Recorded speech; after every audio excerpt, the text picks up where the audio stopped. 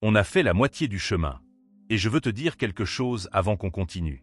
Si tu t'es reconnu dans une seule des 5 choses qu'on vient de voir, juste une, c'est déjà suffisant pour que cette vidéo change quelque chose dans ta vie. Garde ça avec toi. Mais les 4 choses qui suivent, elles sont différentes. Plus profondes. Plus difficiles à admettre. Et la dernière, la 9e, c'est celle que les gens gardent le plus longtemps. Parfois toute leur vie. Sans jamais vraiment comprendre pourquoi ils ne bougent pas.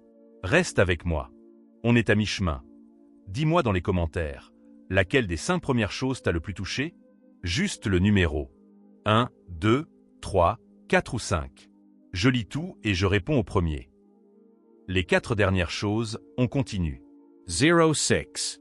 Ta relation toxique avec l'échec passé. Ce qu'on se dit. Ça ne sert à rien d'essayer, j'ai déjà échoué avant.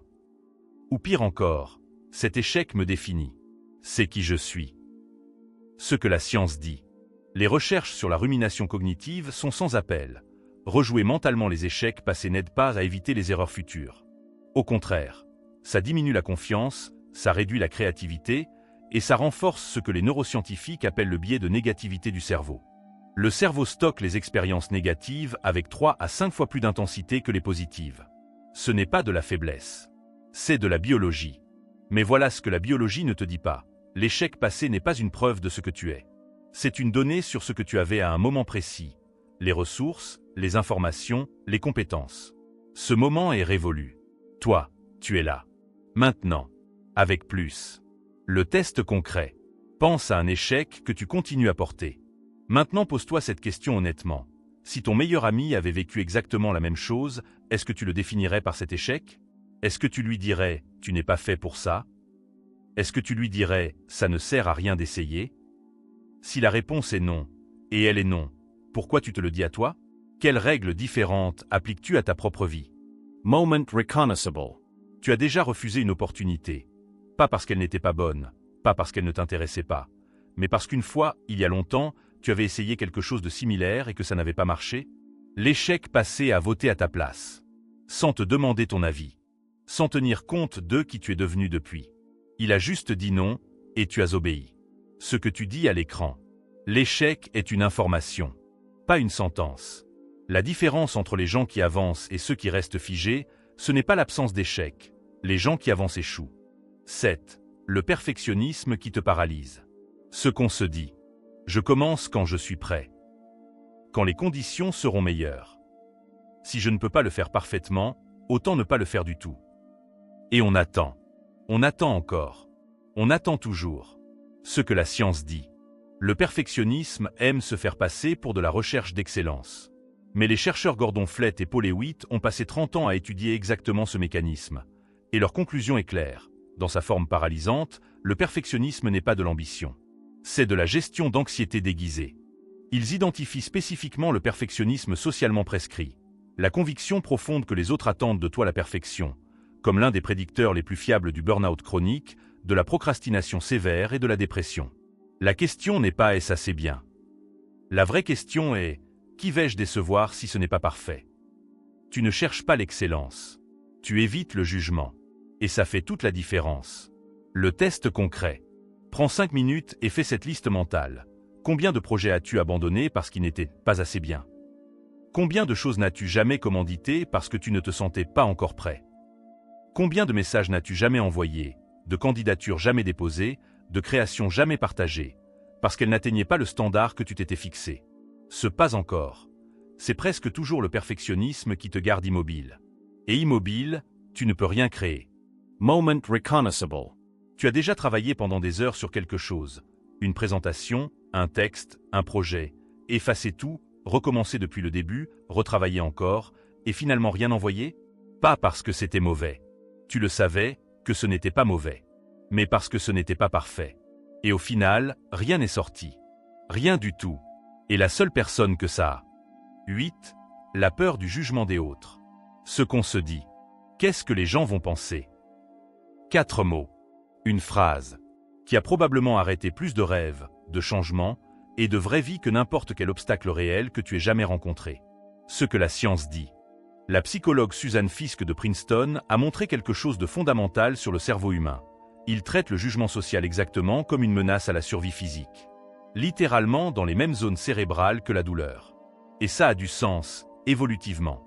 Pendant des millénaires, être exclu du groupe signifiait mourir. Seul dans la nature, sans protection collective, les chances de survie tombaient à zéro. Ton cerveau a donc développé un système d'alarme ultra-sensible au moindre signe de rejet social. Le problème, tu n'es plus dans la savane.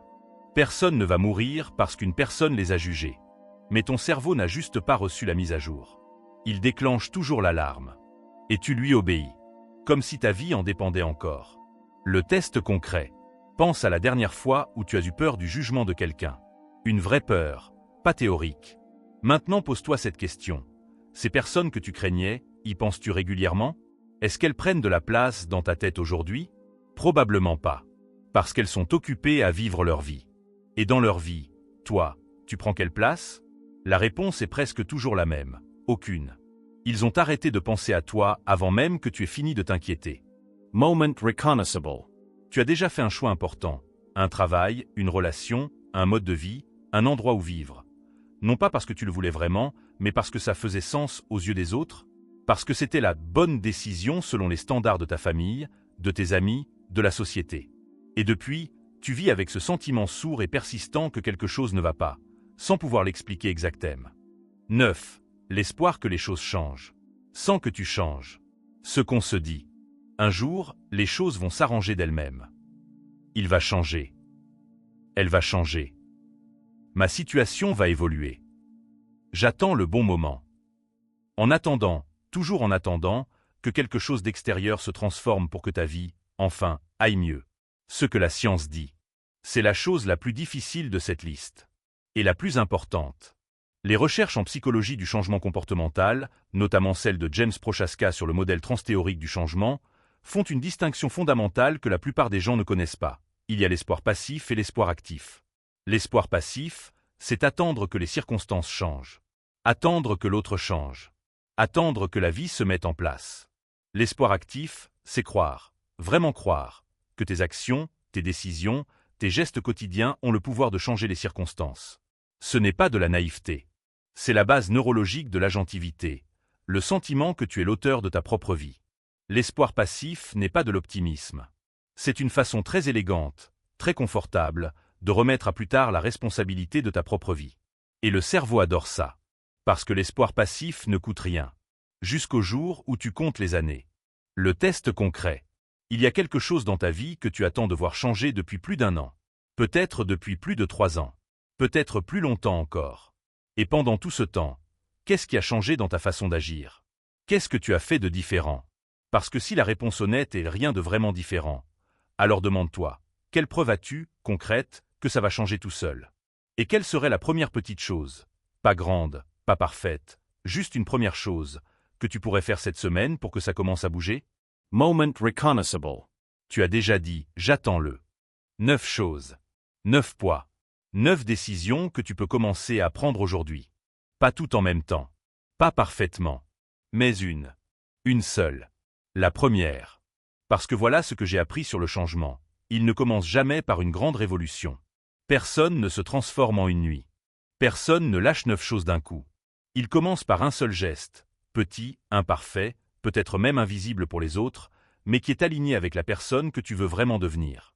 Et ce geste-là, personne ne peut le faire à ta place. Pas moi. Pas quelqu'un que tu aimes. Pas les circonstances qui changent d'elles-mêmes. Pas le bon moment qui finira par arriver. Seulement toi. Maintenant. Alors dis-moi, dans les commentaires, maintenant, laquelle de ces 9 choses tu as décidé de commencer à supprimer en premier? Juste le numéro. Ou écris le nom si tu te sens prêt. Parce que parfois, l'écrire, même dans un commentaire YouTube, c'est déjà le premier vrai geste. C'est déjà dire à ta propre tête. Cette chose-là, j'ai décidé de ne plus la garder. Si cette vidéo t'a parlé, partage-la avec quelqu'un dans ta vie qui en a besoin. Quelqu'un qui garde des choses depuis trop longtemps. Quelqu'un qui mérite d'entendre que lâcher, ce n'est pas abandonner. C'est choisir. C'est peut-être même le courage le plus difficile, celui de se choisir soi. Et si tu veux continuer ce chemin, abonne-toi. Chaque semaine, on va plus loin. Parce que ta vie mérite plus que d'être vécue en mode survie.